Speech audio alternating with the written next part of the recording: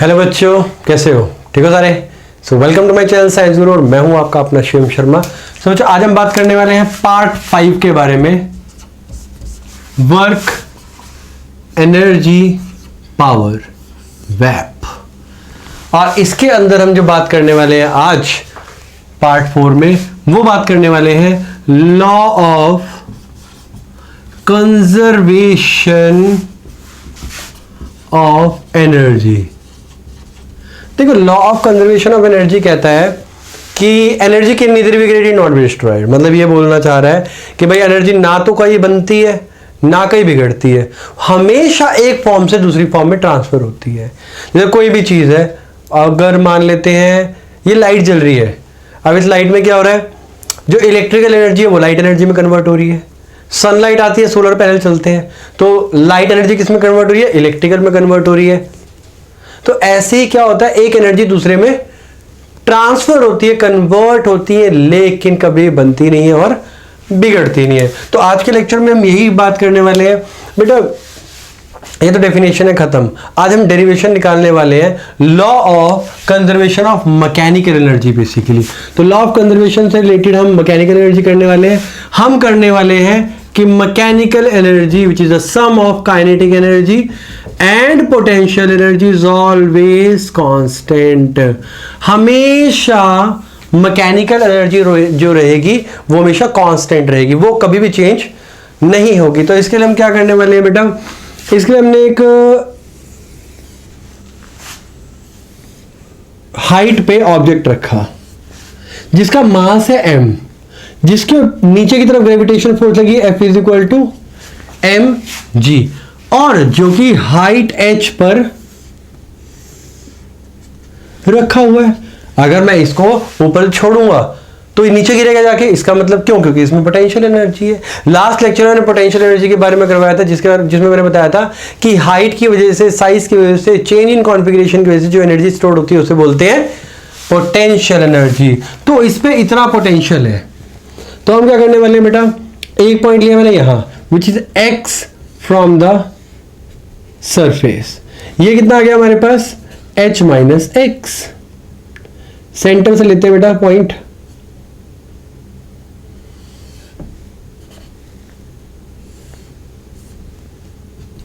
तो ये हाइट मेरे पास पूरी h थी, ये कितनी है? x, तो ये क्या हो गया? h minus x.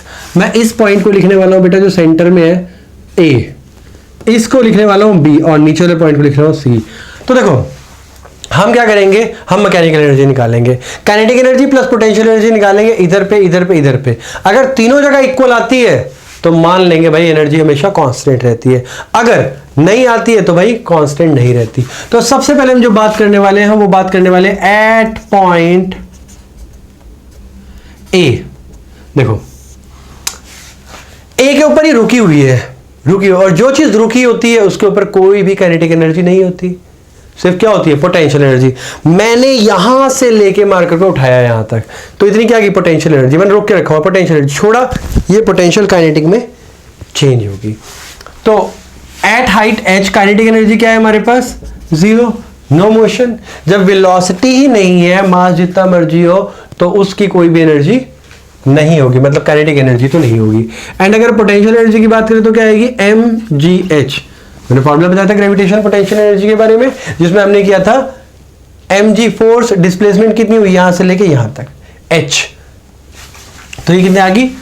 ये तो मैकेनिकल एनर्जी जो बेसिकली होती है वो होती है potential energy plus kinetic energy. तो 0 mgh, मतलब हम बेटा मैकेनिकल एनर्जी निकाल चुके हैं एक पॉइंट पे, तो हम इसको मार्क करने वाले हैं इक्वेशन नंबर 1। अब हम निकालते हैं बी पॉइंट पे, एट पॉइंट बी, ये ज्यादा पास पास लिख के, एट पॉइंट बी। देखो बी पॉइंट पे जो आया है ना यहां से यहां तक, तो ये मूव करता हुआ आया है, और जो मूव करता हुआ है ड्रॉप हुआ है, यहां से ड्रॉप किया तो यू के वैल्यू 0, तो यहां पे एक वेलोसिटी होगी v, वेलोसिटी से आया ना, और एक्सेलरेशन कितनी लग रही है यहां पे? 9.8, मतलब g, मतलब ये यहां से जब मैंने ड्रॉप किया तो उसकी वेलोसिटी बढ़ी, वेलोसिटी बढ़ी मतलब काइनेटिक एनर्जी बढ़ी। तो देखो यहां पे थी पोटेंशियल एनर्जी, जब वो यहां से लेके यहां तक आएगा तो इतनी पोटेंशियल रह जाएगी और ये जो मूव करता हुआ आया है वहां से वो काइनेटिक में बदल जाएगी। तो मैं क्या करने वाला हूं यहां पे, सबसे पहले बेटा पोटेंशियल निकालने वाला हूं। तो potential energy is equal to क्या आई, mgx। क्यों? क्योंकि हाइट x है। अब बात करते हैं मोशन की, मतलब काइनेटिक एनर्जी। इसका फॉर्मूला होता है हाफ mv², बट v तो है ही नहीं, और डिस्प्लेसमेंट है, ग्रेविटी है, मतलब एक्सेलरेशन है, u है, v निकालना है। हो जाएगा कैसे, v² minus u² is equal to 2gh। 2as का ग्रेविटी का फॉर्मूला है ये। तो v² इज इक्वल टू क्या है हमारे पास, 2gh माइनस x। इतने डिस्टेंस मूव किया है ना, वहां से a से b तक आया है, और a से b तक आने में कितनी वेलोसिटी होगी, उसकी फाइनल वेलोसिटी ये होगी। Now kinetic energy is equal to half m 2gh minus x। अगर मान लेते हैं, मैं ब्रैकेट ओपन करता हूं तो क्या आया, kinetic energy is equal to half m 2gh minus 2gx। 2 लेके कॉमन काट देंगे, क्यों काटे, पहले हम मैकेनिकल एनर्जी निकालेंगे। तो mechanical energy is equal to kinetic energy plus potential energy. अब हमने क्या किया मैकेनिकल एनर्जी का, ये तो आ गया हमारे पास हाफ, देखो 2mgh, यही आया, माइनस mgx। मैंने क्या किया, 2 कॉमन बाहर ले लिया, 2 कट जाएगा और इसको मल्टीप्लाई कर दिया दोनों से। तो देखो यहां से 2 से 2 कट गया, तो क्या रह गया हमारे पास mgh minus mgx plus potential energy कितनी है, mgx। mgx से mgx कैंसिल हो गया, कितना रह गया mgh। तो mechanical energy is equal to mgh। अगर ध्यान से देखो, यहां भी mgh थी, यहां भी mgh। अब क्या रह गया हमारे पास रह गया पॉइंट C बेटा। तो पॉइंट C भी सेम ऐसे ही निकालेंगे जैसे हमने वो निकाला है। देखो यहां निकाल लेते, विजिबल है,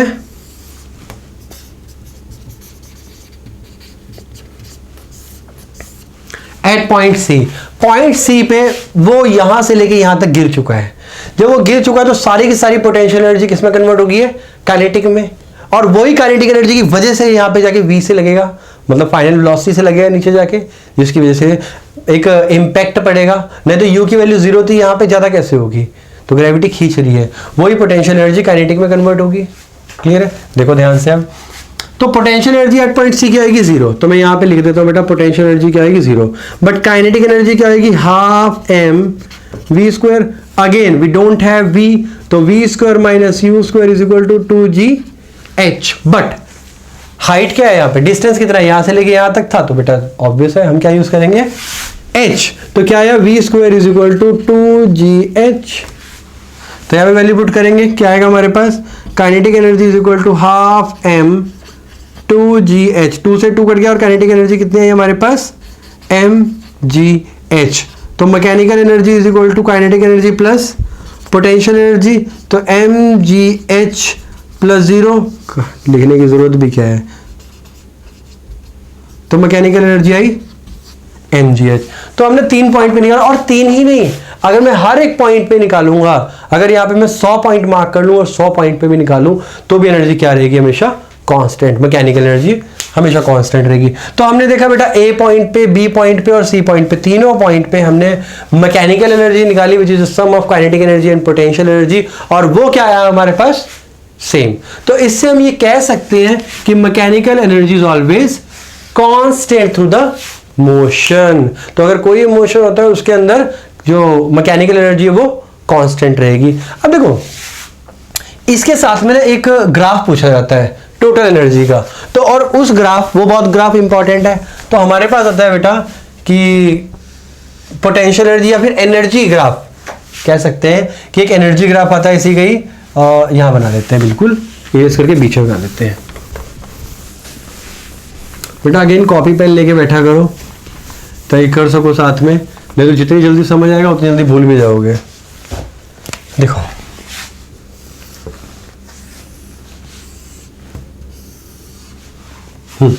तो इस तरफ क्या हो रहा है, इस तरफ बेटा हाइट बढ़ रही है h, और इस तरफ क्या हो रहा है, इस तरफ एनर्जी।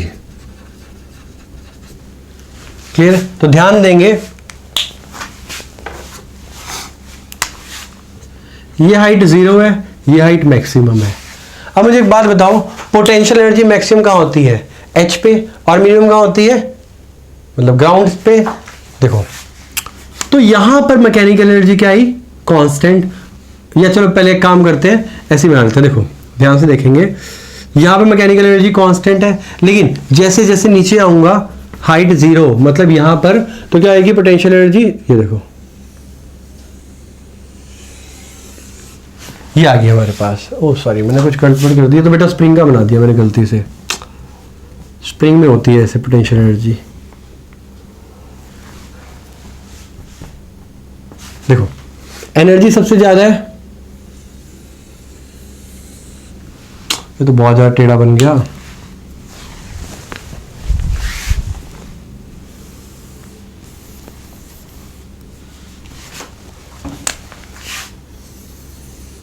ये आया हमारे पास। तो देखो ये जो कर्व है ये बेटा पोटेंशियल एनर्जी की।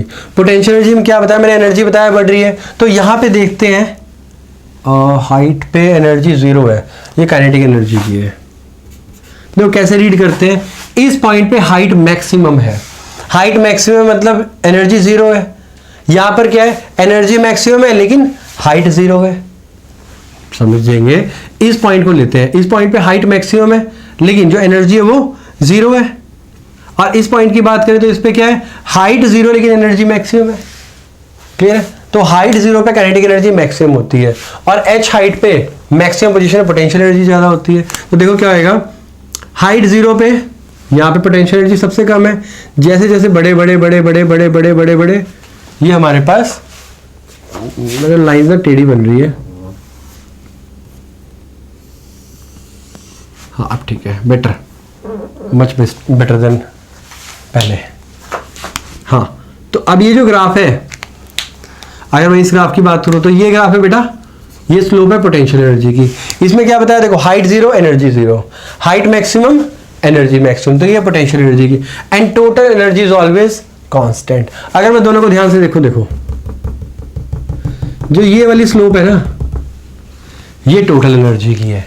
तो हमारे पास कोई और मार्कर भी है, रहा तो ये जो आएगी ये आएगी total energy which is equal to kinetic energy plus potential energy. क्यों, यहाँ पे दोनों प्लस हो जाएंगी, यहाँ पे ये मैक्सिमम है, यहाँ पे ये मैक्सिमम है, तो ये लाइन तो मिल गई, और बाकी ये वाली इसमें प्लस हो जाएगी तो मैं यहाँ पहुंच गई, और ये हाफ मतलब इसकी वाली ये वाली हाफ और इसकी वाली हाफ दोनों प्लस हो जाएंगी तो यहाँ पहुंच गई। तो ये जो लाइन है ऊपर दिखाई दे रही है वो किसकी है, टोटल एनर्जी की। ग्राफ को बढ़ा देते हैं, क्लियर हुआ। तो ये था बेसिकली, अगर ग्राफ का एग्जैक्ट नाम बताऊं तो कह सकते हैं इसे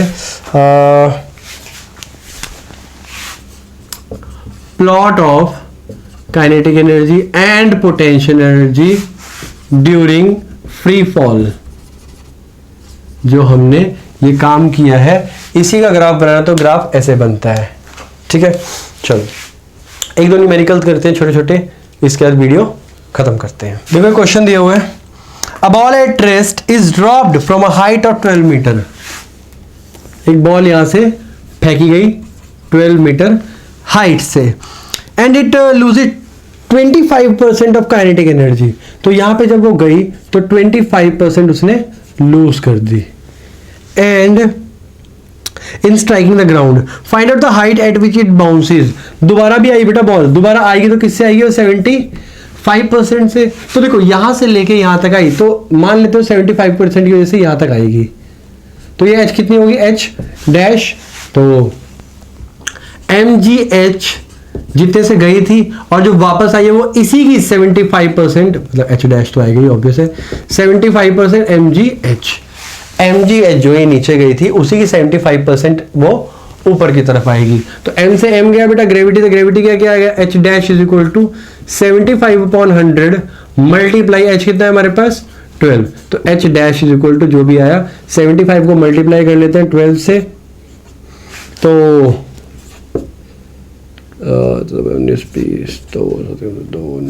900, मतलब तुम्हारे पास आ जाएगा 9 मीटर। पहले 12 मीटर से घेरी थी और 75 से कहां पहुंचेगा, 9 मीटर। वैसे भी इजी कैलकुलेट हो जाएगा अगर तुम ध्यान से देखो बेटा, 12 दे रखा है, 12 को अगर तुम ध्यान से देखो 4 पे तो क्या आएगा, 3 3 का कॉम्बिनेशन बना 3 6 9 12 4 बार। लेकिन अगर इसको देखें 100% में 75% मतलब थर्ड पार्ट कवर कर रहा है, थर्ड पार्ट इसमें आएगा 9 मीटर। तो फिर कंपटीशन में ऐसा क्वेश्चन है तो डायरेक्ट निकल जाएगा, हमें निकालने की जरूरत नहीं है। अगला क्वेश्चन देखते हैं, चलो यही देख लेते हैं फिर साथ में इरेज करते हैं। अगला क्वेश्चन देखते हैं बेटा, हमें दिया हुआ है A stone of mass 0.4 kg is thrown vertically up with a speed of 9.8 metre पर सेकेंड। तो बेटा मास दिया हुआ है 0.4 kg और u की वेलोसिटी 9.8 मीटर पर सेकेंड से इसको फेंका गया ऊपर। Find the potential and kinetic energy after half second, मतलब हाफ सेकेंड 1/2 सेकेंड के बाद इसकी काइनेटिक एनर्जी निकालो और पोटेंशियल एनर्जी। पहले ध्यान दो बेटा ऊपर की तरफ फेंका जा रहा है, तो हमें डिस्प्लेसमेंट निकालनी है। सबसे पहले तो S is equal to u t plus half a t square. तो S is equal to u कितना है 9.8 मल्टीप्लाई हाफ प्लस 1/2 इंटू ऊपर की तरफ फेंका जा रहा है तो 9.8 माइनस में आएगा इन टी स्क्वायर मतलब हाफ का स्क्वायर। तो S इज इक्वल टू हमारे पास आया 9.8 डिवाइडेड बाई 2 करेंगे तो 4.9 माइनस 4.9। अभी मैं यहाँ पे 2 है तो 2 से और डिवाइड हो जाएगा यहाँ पे। तो ध्यान देंगे S इज इक्वल टू इसमें से हाफ माइनस करेंगे कितना आएगा 4.9 डिवाइड बाई, क्यों? क्योंकि मैं 4.9 कॉमन लूँगा, 1 माइनस हाफ इज हाफ। तो ये हमारे पास आ जाएगा। अगर इसको भी सॉल्व करेंगे तो मेरे ख्याल से 22.4 समथिंग आएगा। तो हमारे पास आया है मीटर में डिस्टेंस। अगर हम ऊपर की तरफ फेंकेंगे तो एक्सेलरेशन, ठीक है। और अगर मैं पोटेंशियल एनर्जी निकालूं तो potential energy is equal to mgh। तो m कितना है हमारे पास 0.4 मल्टीप्लाई ग्रेविटी 9.8 मल्टीप्लाई हाइट आएगा 2.4। तो बस यहां से निकाल लेंगे answer. Let me check the answer.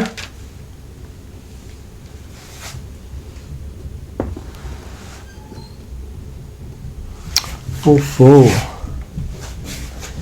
ठीक है, डन, यही आएगा आंसर। बेटा बुक में गलत कर रखा है, ये माइनस में लेनी थी बट इन्होंने पता नहीं क्यों प्लस में ले रखा है और क्वेश्चन गलत कर रखा है। यही आएगा बेटा, यहाँ से पोटेंशियल एनर्जी निकल जाएगी, ठीक है। बुक में ही गलत है ये। नाउ काइनेटिक एनर्जी निकाल ली हमने। काइनेटिक एनर्जी के लिए क्या चाहिए हमें? V।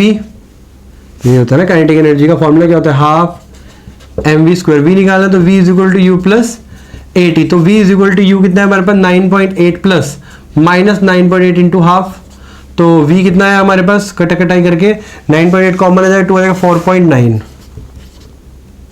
मीटर पर सेकेंड। तो अगर मैं काइनेटिक एनर्जी निकालना चाहूँ तो यहाँ काइनेटिक एनर्जी निकाल दो। Kinetic energy is equal to half m v square. तो kinetic energy is equal to half into 0.4 multiply हमारे पास जो V की वैल्यू 4.9 का स्क्वायर। तो 4.9 का स्क्वायर कर लेना, यहाँ से तुम्हारे पास एनर्जी आ जाएगी।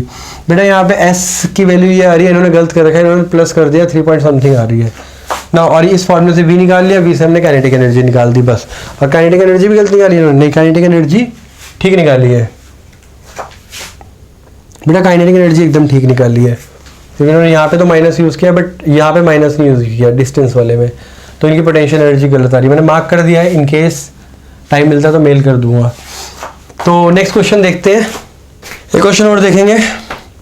A ball is thrown vertically up with a velocity of 20 metre पर सेकेंड। बेटा ऊपर की तरफ फेंका गया 20 मीटर पर सेकेंड। तो सिंपल सी बात है, जो एक्सेलरेशन है ऊपर की तरफ फेंका गया है तो अपवर्ड मोशन है, ग्रेविटी क्या लगेगी नीचे की साइड, मतलब ऑपोजिट लगेगी। At what height will its kinetic energy be half its original value. वो कह रहा हाइट बताओ कितनी हाइट पे इसकी जो एक्चुअल वैल्यू थी minus half m u square.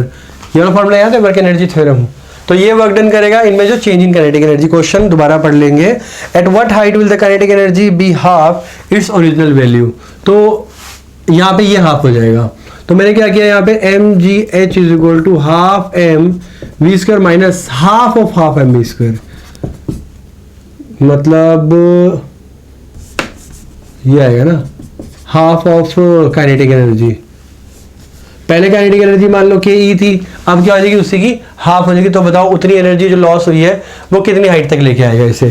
तो एच इज इक्वल टू, देखो बेटा एम एम एम कट गया हमारे पास, क्या रह गया h is equal to 1/2 common ले लिया, अंदर रह गया मेरे पास वी स्क्वायर माइनस, बस सिंपल सी बात, इतना करने की जरूरत नहीं है, इसे इजी सा है। देखो हाफ यू स्क्वायर माइनस 1/4, तो 1/2 ऐसा करो एम वी स्क्वायर ही कॉमन ले लो, एम एम तो वैसे भी कटने वाला है, और अंदर आ गया हमारे पास हाफ माइनस 1/4। 4, तो एलसीएम आएगा हमारे पास 4, ऊपर कितना रह गया हमारे पास 2 - 1 3/4, तो 3/4 v स्क्वायर h की वैल्यू आ गई। और v दे रखा है h is equal to 3/4 into v square, मतलब 20 का स्क्वायर। 20 का स्क्वायर इज बेसिकली 400 कटा, तो कितना आया हमारे पास 300 metre. Let me check the answer. 10.20 metre मैंने क्या गलती कर दिया?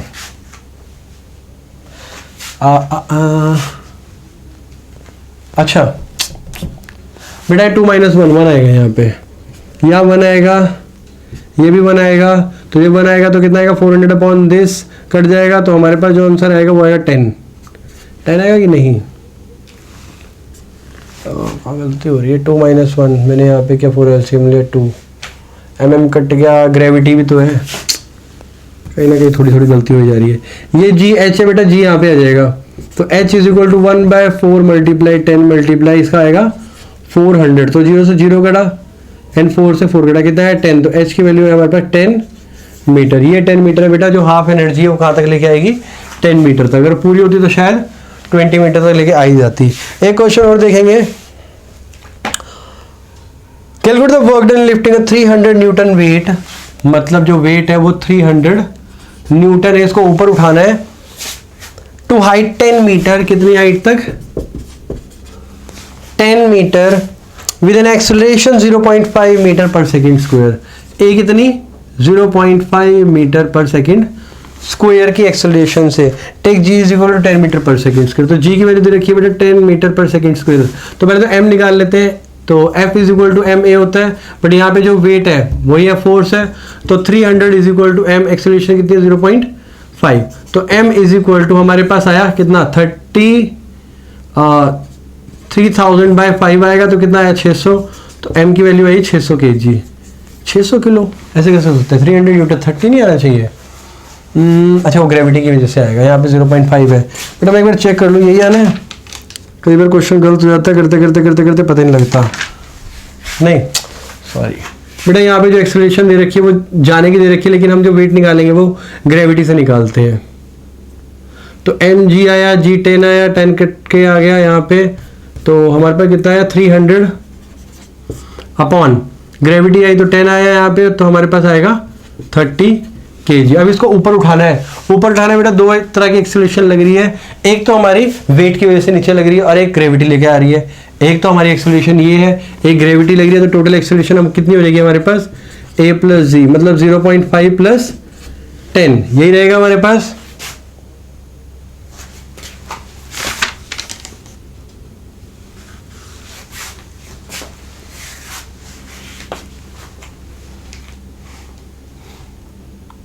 ठीक है, तो इसको देखते हैं बेटा 10.5 आ गया। हमें पता है W इज इक्वल टू क्या होता है, बेसिकली फोर्स इनटू डिस्प्लेसमेंट। तो फोर्स कितनी है, फोर्स h, हाइट मैंने हाइट ले लिया बेटा डिस्प्लेसमेंट की जगह। फोर्स देखिए कितनी है हमारे पास, मास 30 एंड ग्रेविटी एक ये रही और एक ये रही, मतलब 10.5 जो मैंने यहाँ पे किया ये वाला पार्ट। तो 10.5 मल्टीप्लाई हाइट कितनी है 10, बस इसको सॉल्व कर लेना, आंसर आ जाएगा तुम्हारे पास। इतना सा कंसेप्ट है बेटा। ऐसे क्वेश्चन आते हैं, इसके अलावा मुझे नहीं लगता कोई इससे ज़्यादा कॉन्ट्राडिक्ट करेगा कोई क्वेश्चन, इससे ज़्यादा कॉम्प्लिकेटेड क्वेश्चन तुम्हें CBSE में कहीं टकरेगा। तो बस वीडियो का एंड करते हैं यहीं पे। वीडियो अच्छी लगी हो तो बेटा स्प्रेड कर देना दोस्तों में अपने। फिर मिलते हैं अगली वीडियो में। अगली वीडियो में लेके आने वाला हूँ मैं potential energy due to spring. तो स्प्रिंग करने के बाद इसके बाद एक दो टॉपिक और है, शायद पावर रह गया हमारे पास, वर्क डन रह गया, देन उसके बाद कोलिजन आएगा सीधा। तो फिर मिलते हैं अगली वीडियो में, तब तक के लिए ध्यान रखिए अपना और पढ़ते रहिए।